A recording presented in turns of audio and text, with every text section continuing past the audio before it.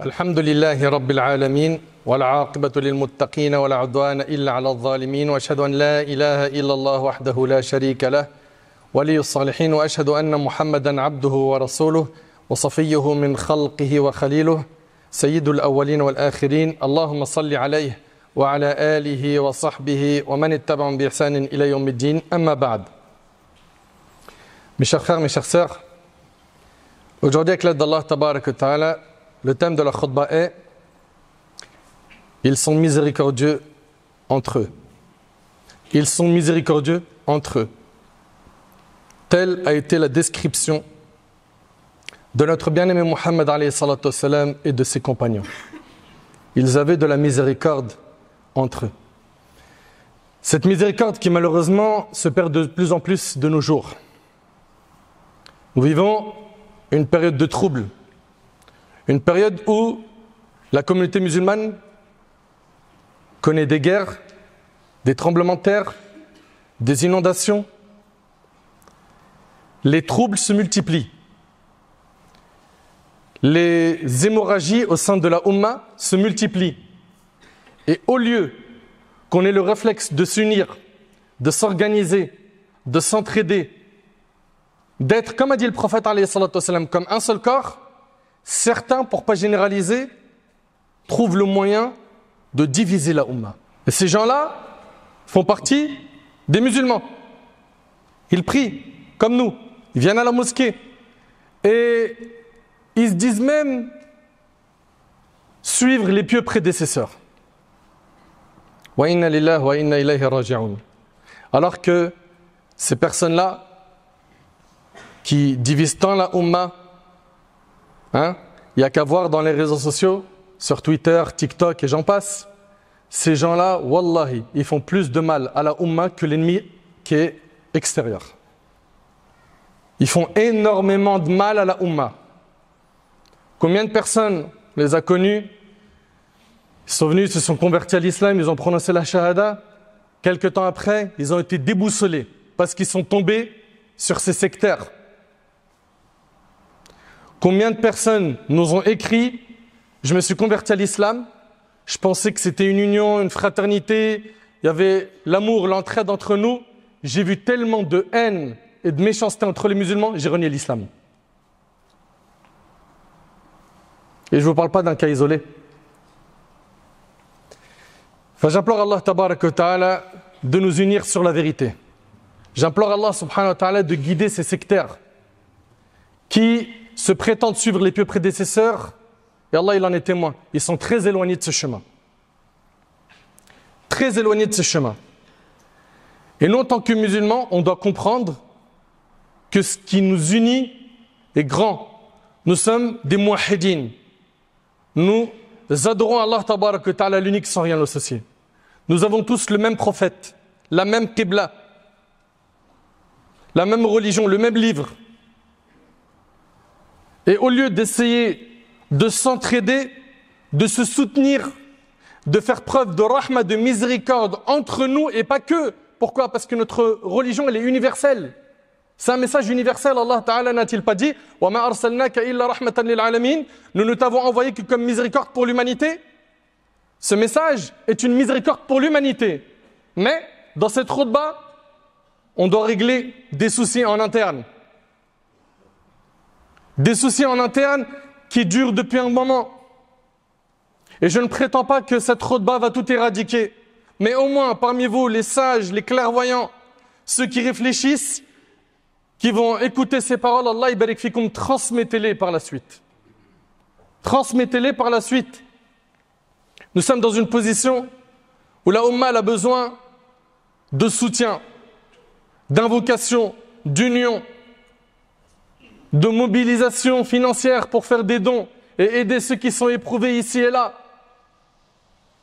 Et wallahi, je m'étonne de voir le comportement de certains frères, de certaines sœurs qui aujourd'hui divisent plus qu'autre chose.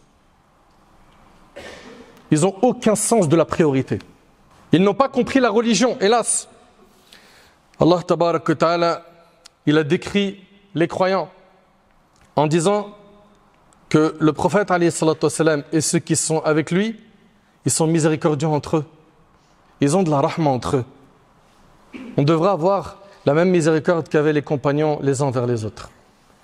La miséricorde qu'il y a eu entre les muhajirines et les ansar.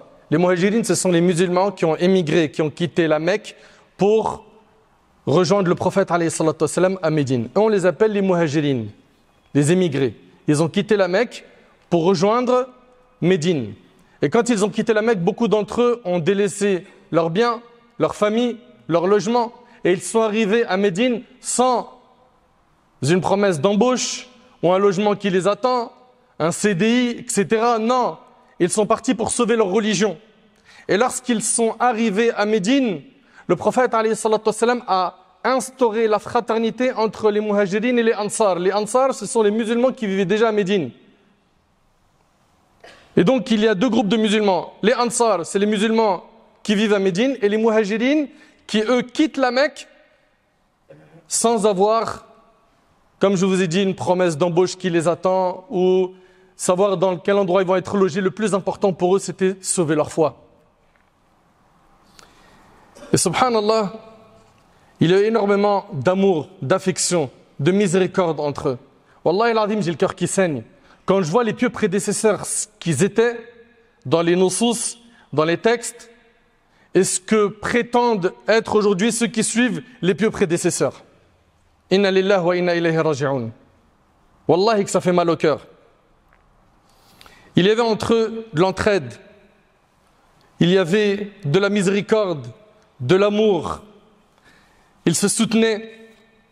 Allah tabaraka wa ta'ala nous parle de cette relation fraternelle et pleine d'affection entre eux, entre les muhajirines et les ansar. Il dit azza wa jal: والذين تبوأوا الدار والإيمان من قبلهم يحبون من هاجر إليهم ولا يجدون في صدورهم حاجة مما أوتوا ويؤثرون على أنفسهم ولو كان بهم خصاصة ومن يوق شح نفسه فأولئك هم المفلحون. Ils reviennent également aux pauvres parmi ceux qui étaient établis sur la terre d'islam et ancrés dans la foi avant eux. Ils aiment ceux qui émigrent vers eux. Les musulmans de Médine ont aimé ceux qui ont émigré vers eux. Et ils ne ressentent en leur cœur aucune jalousie pour ce qu'ont reçu ceux qui ont émigré. Et ils les préfèrent à eux-mêmes malgré leur propre pauvreté. C'est ça l'ithar. La générosité, vous connaissez ce que c'est. J'ai dans ma poche et puis je vais aider quelqu'un.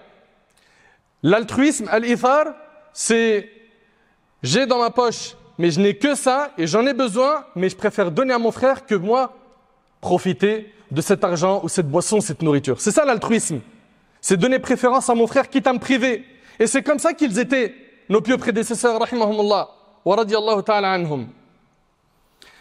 Abu Hurayra radiyallahu anhu, il rapporte, écoutez attentivement s'il vous plaît, ce hadith qui est rapporté par l'imam al-Bukhari. Les Ansar, donc les musulmans de Médine, proposèrent au prophète sallam de partager leurs palmiers avec leurs frères venus de la Mecque, les muhajirines. Ils ont dit au prophète sallam, on partage nos palmiers. On partage nos palmiers. Ils dirent au prophète sallam, partage entre nous et nos frères les palmiers. Le prophète sallam a refusé car c'était un trop grand sacrifice pour les compagnons. Il leur a dit non. Ils proposèrent alors au prophète sallam que les compagnons, les muhajirines, se chargent de travailler sur leur terre et ils partagent ensemble les fruits, les récoltes. Et là, le prophète a acquiescé, il a accepté. Ils étaient prêts à partager leur richesse en deux. Et d'après Anas ibn Malik, lorsque le prophète est arrivé à Médine, les muhajiroun sont venus voir le prophète et ils ont dit: nous n'avons jamais vu un peuple qui dépense autant lorsqu'ils sont riches et qui font profiter de leur argent quand ils n'en ont que peu que ces gens auprès de qui nous sommes arrivés, à savoir les Ansar. Ils ont dit: on n'a jamais vu quelqu'un dépenser autant quand ils étaient riches et même quand ils étaient dans le besoin, quand ils avaient peu, ils nous donnaient autant. Ils sacrifiaient pour nous. Écoutez ce qu'ils ont dit. Ils ont dit au prophète sallam, certes, ils se sont occupés de nos demeures et ont partagé avec nous au niveau de leur culture, au point que nous avons craint qu'ils partent avec toute la récompense. Ils vont prendre toutes les récompenses. Qui? Les Ansar. Et le prophète sallam a dit: non, vous aussi vous aurez une part de récompense. Comment? Il leur a dit: non, tant que vous invoquez Allah en leur faveur et que vous faites leurs éloges. Et c'est rapporté par l'imam al-Tirmidhi. Donc le prophète, alayhi salatu wassalam, il leur a dit, si vous invoquez Allah en leur faveur et que vous faites leurs éloges, alors ces formes de remerciement seront la compensation du bien qu'ils vous ont fait. C'est ce qu'on retrouve dans Sharh al-Tirmidhi, Tuhfatul Ahwadi. Mes chers frères, mes chères sœurs, avoir de la miséricorde les uns envers les autres, c'est ressentir la douleur de ton frère quand il va mal. Qu'ils sont en France ou ailleurs. Même s'il est à l'autre bout du monde, tu n'oublies pas que le prophète alayhi salatu wassalam, il nous a enseigné que notre image, à nous les musulmans, est comme celle d'un seul corps. À partir du moment où une partie du corps ressent la douleur, tout le corps également partage cette même douleur. Dès lors que ton corps, à un endroit de ton corps, comme ta main par exemple ou ton pied, ressent une douleur, c'est tout le corps qui ressent cette même douleur. Et donc nous on est comme un seul corps. On doit se soutenir mutuellement. On doit s'attrister pour la tristesse de notre frère, de notre sœur. On doit ressentir dans notre cœur le besoin d'aider, de soulager, d'être un acteur, de ne pas être spectateur du malheur de mon frère ou de ma sœur. Pire que cela, ne pas y penser et s'occuper de diviser la Ummah. Lui c'est un égaré, lui ceci, lui mis en garde, et lui ça. Subhanallah, la Ummah elle est déchirée, la Ummah elle est éprouvée, et vous n'avez rien trouvé d'autre que de partager des troupes dans la Ummah, de diviser la Ummah. Mais qu'est-ce que vous avez compris de l'islam? Comment ces gens-là ont été éduqués? Et après on nous dit on suit les pieux prédécesseurs. Mais quels pieux prédécesseurs tu parles? Tu crois qu'il n'y a que toi qui as accès aux livres des salafs? On a ouvert aussi ces livres.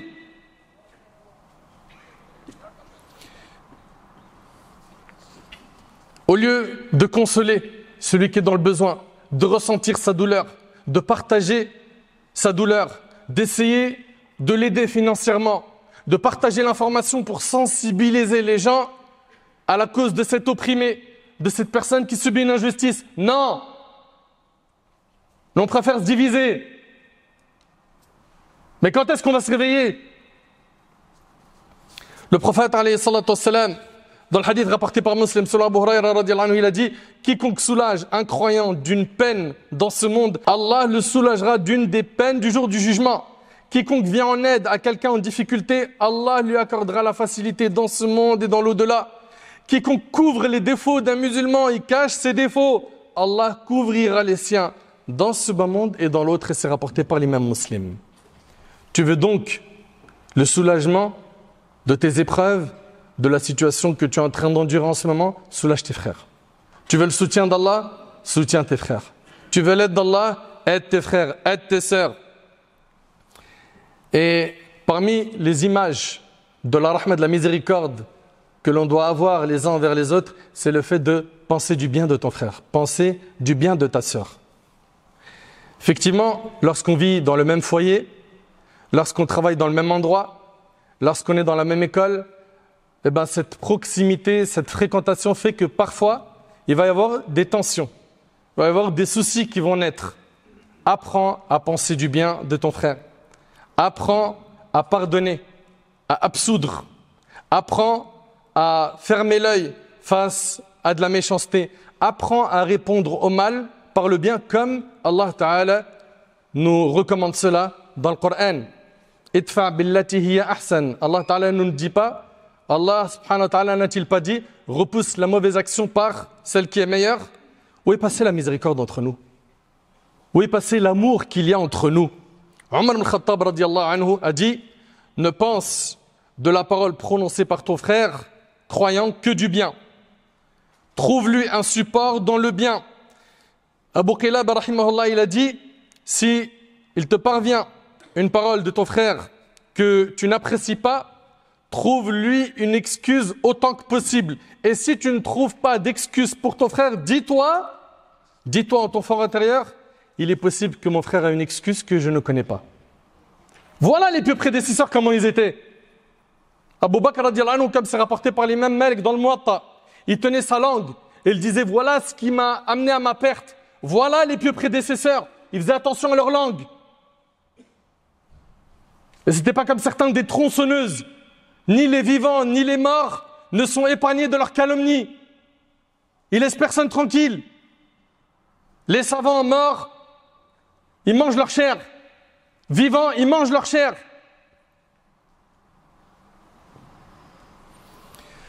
Le prophète sallallahu alayhi wa sallam a dit dans un hadith rapporté par Muslim selon Abu Dharr, tu épargnes aux autres ton mal, car c'est là une aumône que tu peux faire pour toi-même. C'est une aumône d'épargner les gens de ton mal.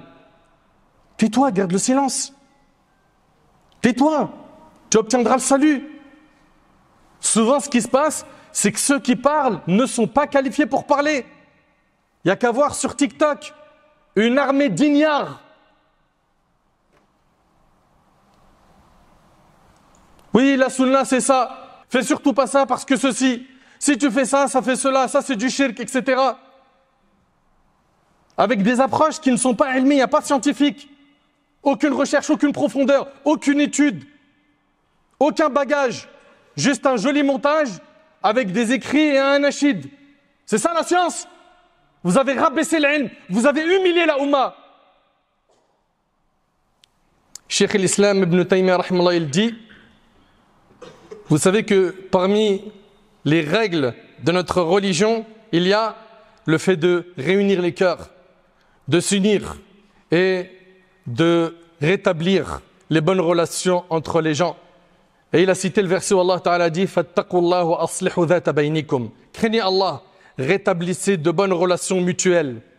Voilà ce qu'Allah nous dit. Allah Ta'ala, qu'est-ce qu'il nous dit? « Wa'tasimu bihablillahi jami'a wa la tafarraqu » Attachez-vous à la corde menant à Allah et ne vous divisez pas. C'est-à-dire quoi? Soyez unis. Allah Ta'ala, il nous dit « وَلَا تَكُونُوا كَالَّذِينَ تَفَرَّقُوا وَاخْتَلَفُوا مِنْ بَعْدِ مَا جَاءَهُمُ الْبَيِّنَاتِ وَأُولَٰئِكَ لَهُمْ عَذَابٌ عَظِيمٌ » Et ne soyez pas comme ceux qui se sont divisés. Allah il dit ne soyez pas comme eux. Ne soyez pas comme ceux qui se sont divisés et ont divergé après que les preuves manifestes leur furent venues. Mais aujourd'hui, c'est très simple, c'est très binaire. Tu ne suis pas mon cher, tu es dans l'égarement.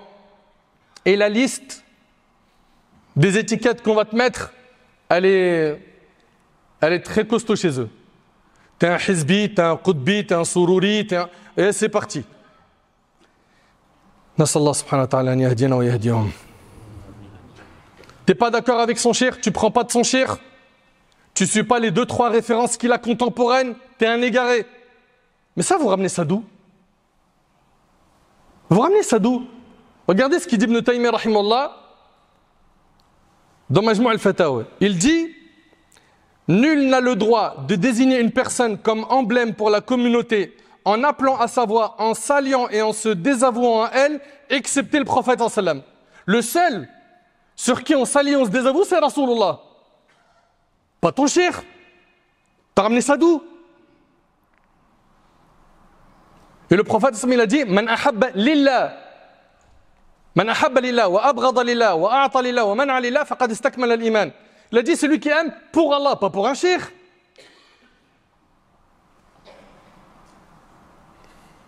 Nul n'a le droit de désigner une personne comme emblème pour la communauté en appelant à sa voix, en s'alliant et en se désavouant à elle, excepté le prophète sallam. Et nul n'a le droit de désigner des paroles pour la communauté en appelant à elle et en s'alliant et en se désavouant à elle, en dehors des paroles d'Allah, de son messager et ce sur quoi la communauté s'est réunie. Et quiconque fait cela, il va s'unir sur une seule parole, un seul homme, qui n'est pas le prophète sallam. Et quiconque fait cela aura commis les actes des gens de l'innovation et des passions. Fin de ce que dit Ibn Taymiyyah.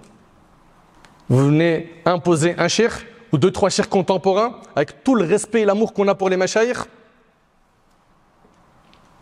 Mais de quel droit tu viens dire si tu ne suis pas cheikh, tu es dans la bid'a, tu es dans l'égarement?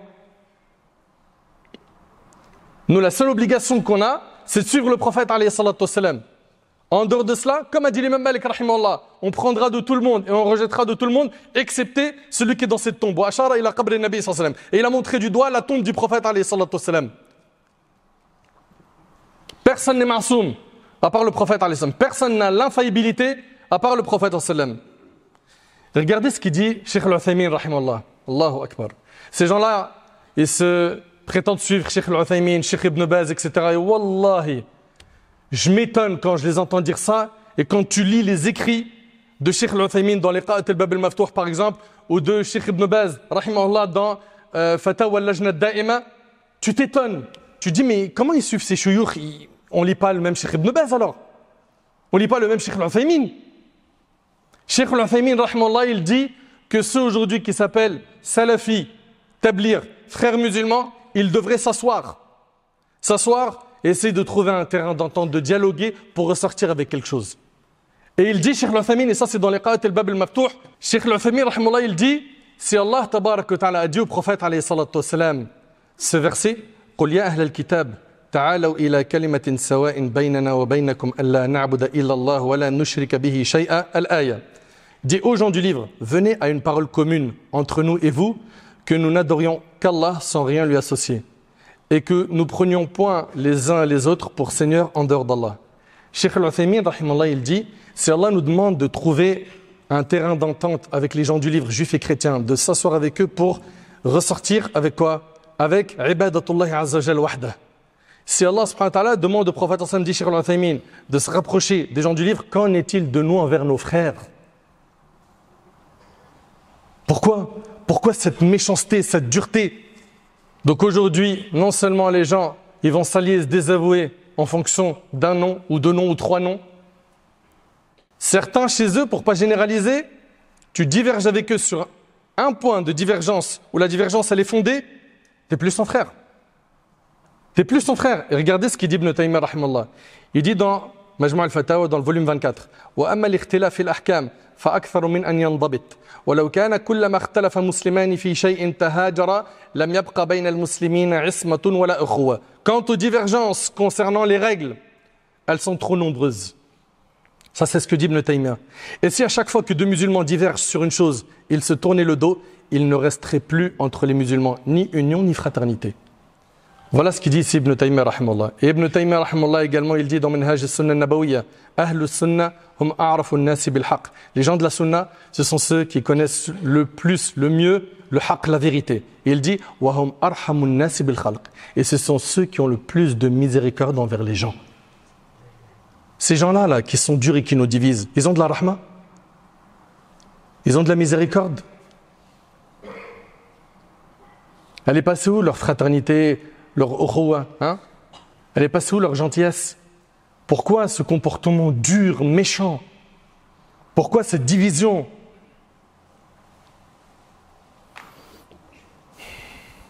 Que ceux et celles qui occupent leur temps à mettre en garde, à salir l'honneur de leurs frères et de leurs sœurs, de chercher leurs erreurs, qu'ils craignent Allah subhanahu wa ta'ala et qu'ils s'occupent de leurs propres erreurs. Ils ont de quoi faire. Ils ont de quoi faire. Et subhanallah, une chose qui est très étonnante, c'est quand tu parles avec eux, ils te disent quoi? Ils te disent non mais mettre en garde c'est important, et tu vas entendre plein de paroles de l'imam Ahmad rahimahullah, hein, que mettre en garde c'est mieux que de prier, de jeûner. Ils t'envoient des paroles comme ça. Parfait. Nous on est d'accord sur le fait que la mise en garde c'est quelque chose qui existe en islam. Mais on n'est pas d'accord sur comment vous utilisez les mises en garde.